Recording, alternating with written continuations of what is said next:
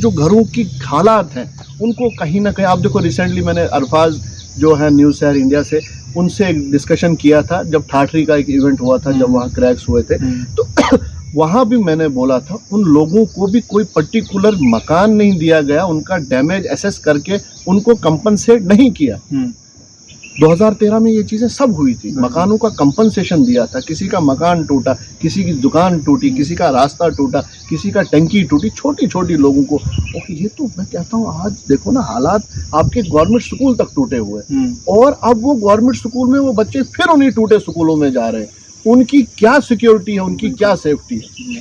तो ये कहीं ना कहीं सरकार को इस चीज़ को फोकस करके उन लोगों को जिन्होंने वो बिल्डिंग की परमिशन दी थी, जिन लोगों ने वो बिल्डिंगें बनाई थी, उनको कहीं ना कहीं कटघरे में खड़ा करना हो और उनको उस चीज़ की सज़ा देनी है। आप देख रहे हैं अवामी लहर न्यूज़ और मैं हूं शाहनवाज। आज की खास मुलाकात में हमारे साथ मौजूद है एडवोकेट निसार गत्तू जी। सर स्वागत है आपका हमारे channel. Thank you Shahnawaz ji, thank you.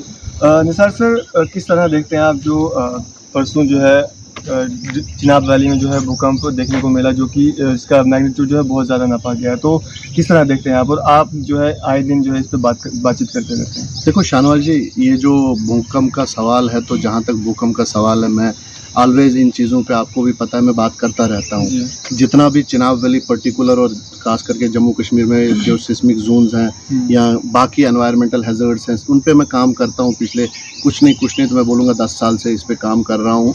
लेकिन कहीं ना कहीं अगर मैं अपनी जगह रियलाइज़ कर रहा हूँ तो मैं भी फेल हूँ और गवर्नमेंट भी फेल है इस चीज़ को फिक्स करने में कि देखो ये चीज़ें नेचुरल कैलेमिटी आनी है, भूचाल आने हैं, तूफान आना है, बारिशें पड़नी है, बादल फटना है, बिजली गिरनी है, ये चीज़ें कहीं ना कहीं आपको दिखेंगी।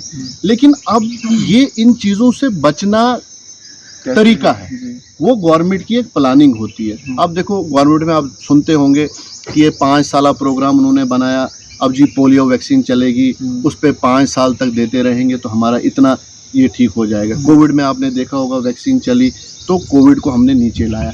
ऐसे ही इस चीज़ के लिए, एनवायरमेंटल हैज़र्ड्स के लिए खास करके कहीं ना कहीं गवर्नमेंट को एक कैंपेन चलानी है, लोगों को अवेयर करना है कि आप कम से कम नुकसान कैसे हो सकता है। अगर आप इन एरियाज़ में जाओगे, रियासी से रामबन, डोडा, भद्रवाह, किश्तवाड़, चंबा, हिमाचल, बन्नी, बिसोली, छतरगला, ये अपना चनैनी, ये सारा एरिया आपने सुना होगा। यहाँ रामबन में ऊपर एक तता पानी है, तता पानी है। वो तता पानी है क्या? आज तक मुझे नहीं लगता है लोग जाते हैं वहाँ पे, बोलते टांगे हमारी ठीक होती है। तो वो तता पानी वो वॉल्केनिक इरप्शन है, वो वहाँ पे गैस लीक हो रही है, तो वो गर्म हो रहा है उससे पानी, तो वो एक वॉल्केनो है वहाँ पे। इसी तरीके से भद्रवाह में जाओगे, इसी तरीके से कुटवा जो बॉर्डर बेल्ट लगती है हमारे भद्रवाह के साथ, ये चीज़ें वहाँ पे है, नेचुरली है। क्या ये हिमालयाज भरा पड़ा है इन चीज़ों से। लेकिन सरकार को इस चीज़ को कम करने के लिए क्या करना है वो प्लानिंग करनी है, लेकिन सरकार टस से मस नहीं हो रही है। सरकार कहीं भी इस चीज़ को कॉग्निजेंस नहीं दे रही है कि भाई लोगों को कैसे इस चीज़ से बचाया जाए। कहीं पे आपने ये नहीं देखा होगा, कहीं स्कूल में आपने, इवन की डिज़ास्टर मैनेजमेंट बाज़ाब्ता एक जम्मू कश्मीर में डिपार्टमेंट है जिसके चेयरमैन डीसी होते हैं, उनके पास बहुत सारा फंड्स है, उनके पास बहुत सारी ऐसी चीज़ें हैं जो वो वहाँ पे यूटिलाइज कर सकते हैं। अब कैंपेन चलाओ, स्कूल्स में कैंपेन चलाओ, कॉलेजेस में, हाई स्कूल्स में।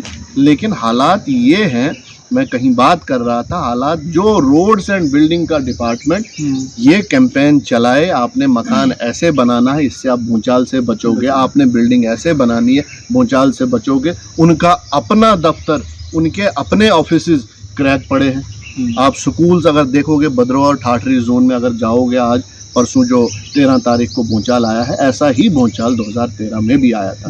वो इससे ज़्यादा रिचर स्केल का था, वो इससे ज़्यादा नुकसानदेह। लेकिन सरकार उस टाइम मुझे लगता है तब के एमपी गुलाम नबी आज़ाद थे और वो सेंट्रल में हेल्थ और फैमिली वेलफेयर के संभालते थे डिपार्टमेंट, और पूरे का पूरा सरकार भद्रवाह और डोडा एरिया में चलती थी। उस टाइम एक रेड क्रॉस की J&K की ऑनररी सेक्रेटरी रोमा वानी थी, उन्होंने बहुत एज्ड हैं, वो रिटायर्ड थी, ऑनररी थी, और मैं कहता हूँ कि ऐसी लेडी और बाई फुट वो इन एरियाज में चली, लोगों के घरों में, किसी को टेंट दिया, किसी को प्लास्टिक की बोतल, किसी को कुछ, जिस बंदे को जो नुकसान हुआ था वो उन्होंने पूरा कर लिया। आज मुझे लगता है कहीं ना कहीं आज़ाद साहब की कमी इस एरिया को हो रही है। आजकल का एमपी मुझे नहीं लगता है वो दिल्ली से यहाँ उठ के भी किसी के पास आया हो।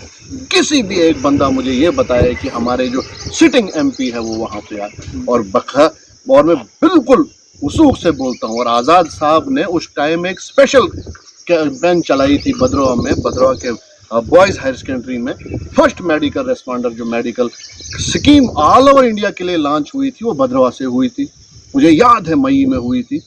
और जनाब 5 दिन तक कम से कम 500 से 600 बच्चे, जवान बच्चों को ट्रेनिंग दी थी, और उसके बाद उनको एक किट दी गई थी कि कुछ भी नेचुरल डिजास्टर होता है आपने उस टाइम सबसे पहले पहुंचना है।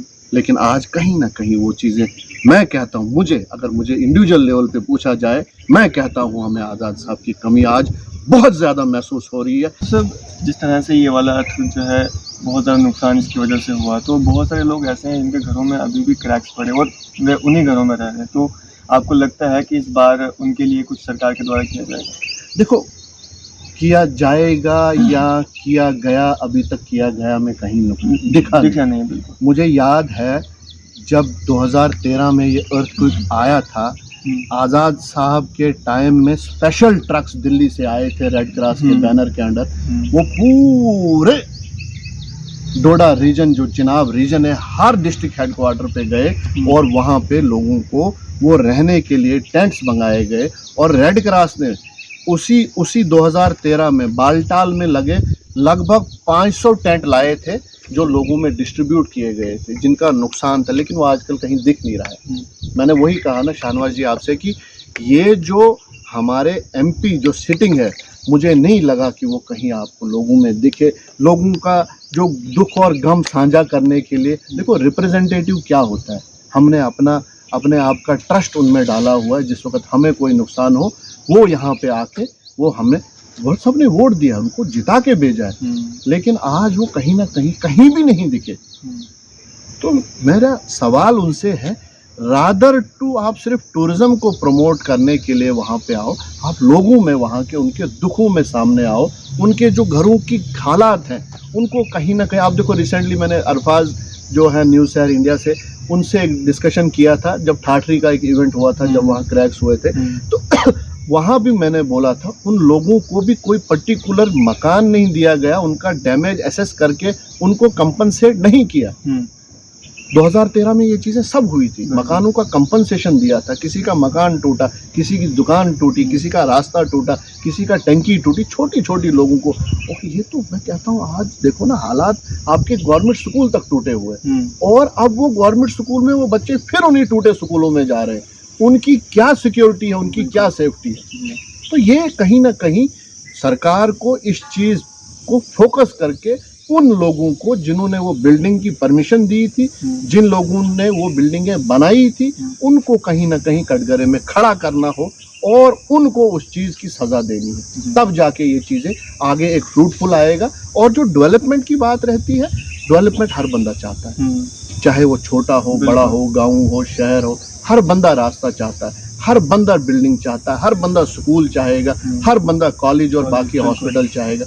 लेकिन ऐसी कोई ये नहीं चाहेगा कि भाई आप हॉस्पिटल बनाओ लोगों को मार के, आप स्कूलों में बच्चों को मार के बिल्डिंग बनाओ, स्कूल बनाओ, कोई नहीं चाहता है। अगर ऐसी डेवलपमेंट चाहिए तो मैं कहता हूँ ना मुझे और ना मेरे लोगों को चाहिए। तो सब आपने देखा होगा जो वहाँ पे सिटी एरिया है, वहाँ पे बिल्डिंग्स जो है, जो वहाँ पे लिमिट है उसके ऊपर बनाई जाती है। क्या वो एरिया इतना सिस्मिक प्रूफ है कि वहाँ पे इतनी बड़ी बिल्डिंग्स बनाई जा रही है? तो म्यूनसिपैलिटी किस तरह परमिशन दे देती है उनको? देखो, मैं इस चीज़ को पहले भी बोल चुका हूँ कि वहाँ की म्यूनसिपल काउंसिल जो है, चाहे वो भद्रवा हो, ठाठरी हो, रामबन हो, डोडा हो, किश्तवाड़ हो, उनके पास ऑलरेडी एक गाइडलाइन है। सिस्मिक जोन 1, 2, 3, 4 और 5 में आपने कैसे परमिट करना है लोगों को मकान बनाने के लिए, आपने उनके नक्शे कैसे होने चाहिए उनको परमिट करना है। लेकिन कहीं नहीं आप देखोगे कि अगर सिस्मिक जोन 4 में मुझे लगता है G+2 का ऑप्शन है, लेकिन आपने G+6 भी वहाँ देखा होगा। आपने कहीं पे किसी बिल्डिंग के नीचे पार्किंग नहीं देखी हुई होगी, आपने किसी बिल्डिंग के नीचे फायर वो अलार्म बेल नहीं देखी होंगी, आपने किसी भी स्कूल में, गवर्नमेंट स्कूल में जाइए, अगर मैं आपसे वसूख से कहता हूँ किसी भी गवर्नमेंट स्कूल में आप अगर फायर अलार्म या फायर एक्सटिंग्विशर कहीं देखोगे, ये चीज़ें गवर्नमेंट ने कागजों में लिखी है, लेकिन अपनी ही स्कूलों में वो फेल है। अपने ही स्कूलों में कहीं पे उनको फायर एक्सटिंग्विशर या फायर अलार्म जो है कहीं नहीं है। तो कहीं ना कहीं सरकार, देखो सेंट्रल गवर्नमेंट ये प्लान बनाती है, कानून एक पार्लियामेंटेरियन बनाता है, उसको इम्प्लीमेंट करने के लिए बाज़ाब्ता एजेंसीज होती है, एग्जीक्यूटिव्स होते हैं, लेकिन वो कहीं ना कहीं फेल है। डिस्ट्रिक्ट एडमिनिस्ट्रेशन कहीं ना कहीं फेल है। आप देखो ट्रांसफ़र पॉलिसी पे इतना फोकस हो रहा है, कभी किसी को ट्रांसफ़र इधर करते हैं, कभी उधर करते हैं, कभी ये नहीं सोचा जाता है कि स्कूल में रास्ता कहाँ से, इस स्कूल में पीने का पानी साफ़ है कि नहीं, इस स्कूल में बिजली आती है कि नहीं है, क्या ये स्कूल सिस्मिक प्रूफ स्कूल बनाया गया है, क्या इसके ठेकेदार ने इसमें वो मटेरियल लगाया है, क्या इस ठेकेदार ने, क्या इस एई ने, क्या इस जेई ने ये नक्शा ऐसा बनाया है कि ये सिस्मिक प्रूफ है? नहीं। हाँ, जहाँ पे पैसे कमाई करने की बारी हो, जहाँ पे पैसे खींचने की बारी हो, ट्रांसफरों में लोगों को आगे पीछे करना है, उसके लिए वो तैयार होते हैं, क्योंकि उससे पैसा कमाई होती है। इस चीज़ के लिए कमाई कहीं नहीं बनेगी कि लोगों को कटघरे में खड़ा करके उनसे पूछे तुमने बिल्डिंग बनाई, ये क्रैक क्यों हुई, ये टूटी क्यों? तो कहीं ना कहीं, क्योंकि बिल्डिंग जब भी बनती है उसमें लिखा होता है कि ये ऐसी बिल्डिंग है, ये 4 रिचर स्केल, ये 5 रिचर स्केल तक जो ऊंचाई होगा उसको संभाल लेंगे। तो ये कहीं ना कहीं ये चीज़ें लैग करती है शाहनवाज जी। गवर्नमेंट को चाहिए डिस्ट्रिक्ट एडमिनिस्ट्रेशन की नकेल कसी जाए और इन चीज़ों को कहीं ना कहीं कॉग्निजेंस लेके इन चीज़ों को कहीं ना कहीं आप कटघरे में इन लोगों को खड़ा करके, जब इनको सज़ा मिलेगी, जब इनको पनिशमेंट होगी, तब जाके ये स्मूथ होगी। अदरवाइज डिज़ास्टर होगा, ये नेचुरल कैलेमिटीज़ है, लोगों का नुकसान होगा, लोगों का नुकसान होगा तो गवर्नमेंट का नुकसान होगा। तो गवर्नमेंट इस चीज़ को पहले एक कैंपेन प्रूफ बनाए और लोगों को तक कैंपेन चलाए कि तुमने अपने मकान कैसे बनाने, तुमने दुकानें कैसे बनानी, तुमने स्कूल की बिल्डिंगें कैसी बनानी है। ये चीज़ें बहुत ज़रूरी है, तब जाके एक अच्छा माशरा और अच्छी डेवलपमेंट होगी। अदरवाइज ऐसी डेवलपमेंट कोई नहीं चाहेगा कि जिस पे लोगों की मौत का आने का खतरा। चलिए, शुक्रिया हमारे साथ बातचीत करने के लिए। थैंक यू शान। तो ये थे हमारे साथ एडवोकेट निसार अहमद गत्तू जी, जो कि जिस तरह से आप जानते हैं कि जो डोडा में चिनाब वैली में अर्थक्वेक आया, उस वजह से जो है काफ़ी नुकसान हुआ। उस इशू में हमारे साथ बातचीत कर रहे थे। आपकी सब पे क्या राय है, अभी अपनी राय जो है कमेंट्स बॉक्स में ज़रूर दीजिए। इसी तरह की मज़ीद अपडेट्स के लिए बने रहिए न्यूज़ के साथ। दीजिए ज़्यादा शाहनवाज।